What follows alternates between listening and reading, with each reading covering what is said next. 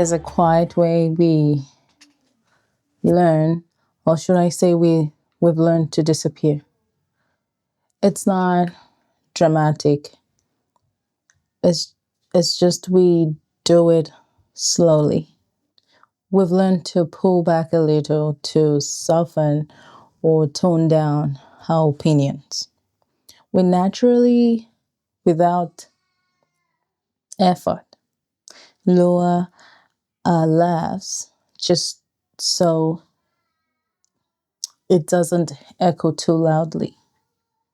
You know how we have a lot to talk about in a gathering, but we share less because we don't want to come across as Miss Know It All. In a way, we are dimming our lights and making ourselves easier to be overlooked. And the annoying thing is, in most days, we don't even realize we're doing it because we got so used to it. I was reading a book recently about how many of us confuse belonging with fitting in. And it made me think about how we make ourselves smaller just to feel accepted. I started recognizing this in tiny moments when someone talked over me and I let the sentence die. When I wanted to share an idea, but I have to first scan the room, right, to see if the people present could handle my idea without judging me. Sometimes I think it's most times really when someone give me a compliment for maybe a timely action that prevented a patient from getting hurt, or a situation where I acted just to de-escalate things before, it gets out of hand.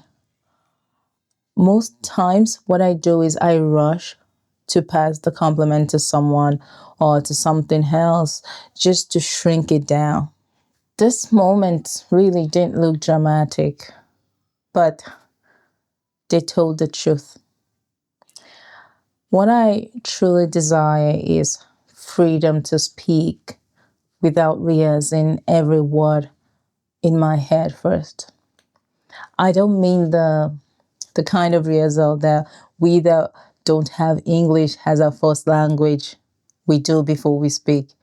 As you know, we we have to first make sense of whatever it is first in our language before we translate it to English and then speak. But I'm talking about the kind of freedom where I can take up an emotional space or a physical space without apologizing for it. I want to truly be myself without caring if I'm too much for someone to handle. I don't want to disappear inside my own life. I want to be present and live in it. But saying what I desire is one thing. It's actually hard to practice because shrinking didn't start out as insecurity. I didn't even see it as shrinking before now. I called it sometimes I called it humility, safety. Other times I called it protection, and I would say most times I call it survival. I've seen this everywhere, in others and in myself. I've watched women laugh quietly instead of fully, just so others don't perceive their joy as being too much or too loud. I've heard brilliant people downplay their ideas or, just so no one felt threatened by it. I've seen strong women fold their strength into small spaces because someone once told them it was too much. And if I'm painfully honest with you, I've done this too. Last Christmas, knowing fully well that this is a time to share love, gifts, warmth, joy, and the list goes on. My daughter, full of life and love, with an innocent voice, came to me and asked, "Mom, I need your help in picking up a gift for my friend." And the first word that I could offer at that time was, "Why?" Innocently, she responded, "Because it's Christmas, Mom, and it's usual."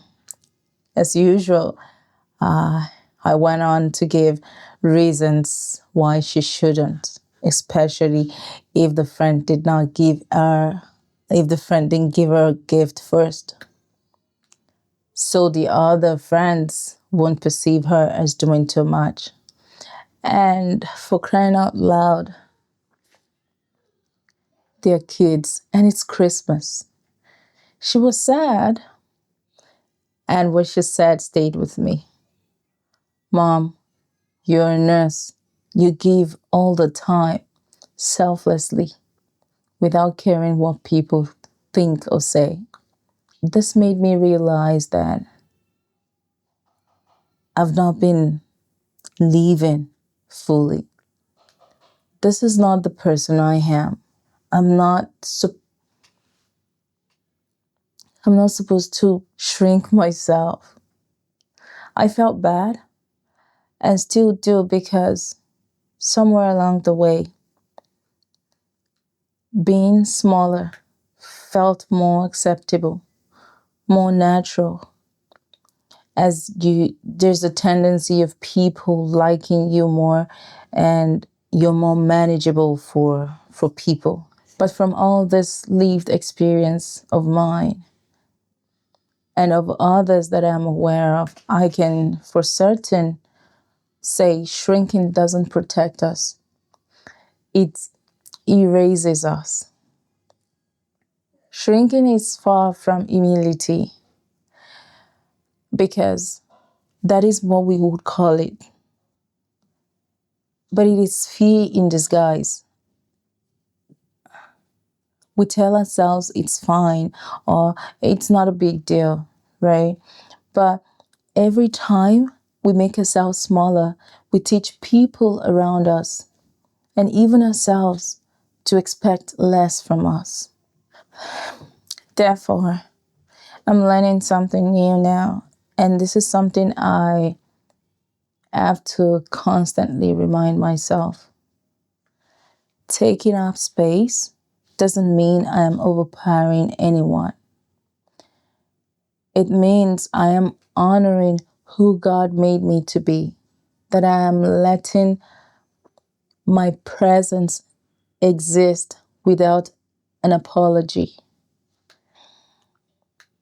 that I am choosing to let my light shine without checking first if the brightness bothers anyone.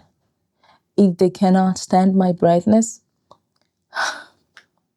there's a reason they sell sunglasses. It's not about being louder than usual. I just have to stop disappearing.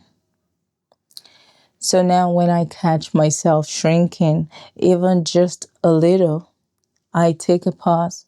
I stay in my body. I try to be present instead of retreating into my mind. I let my thought land. I finish my sentences and let myself be seen. And I do this kindly, gently, truthfully, and in a loving way. To be honest, I'm still unlearning this.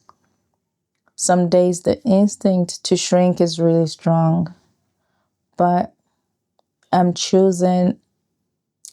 consciously choosing not to disappear anymore. And if you've been shrinking yourself to keep the peace, to stay likable, to be the go-to person, to not take up too much hair in the room, here's something I'd like you to keep in mind.